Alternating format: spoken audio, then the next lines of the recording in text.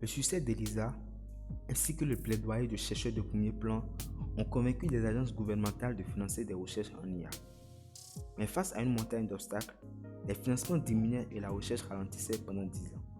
C'est donc dans les années 1980 que l'IA a été relancée par deux sources: une expansion de la boîte à outils algorithmique et une augmentation des fonds. John Hopfield et David Rumelhart ont popularisé les techniques de deep learning qui ont permis aux ordinateurs d'apprendre en utilisant l'expérience. D'autre part, Edward Feigenbaum a introduit des systèmes experts qui imitaient le processus de prise de décision d'un expert humain. Le programme demandait donc à un expert humain dans un domaine précis comment réagir dans une situation donnée. Et une fois que cela a été appris pour pratiquement toutes les situations, les non-experts pouvaient recevoir des conseils de ce programme.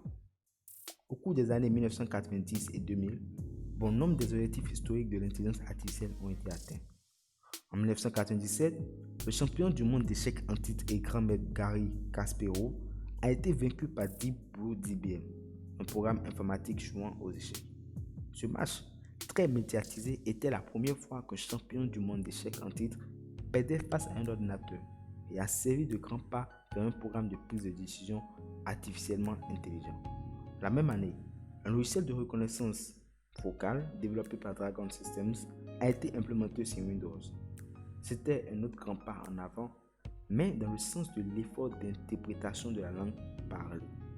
Il semblait, face à toutes ces innovations bien sûr, qu'il n'y avait pas de problème que les machines ne pouvaient pas gérer. Aujourd'hui, il savait que la limite fondamentale du stockage informatique qui nous retenait il y a 30 ans n'est plus un problème.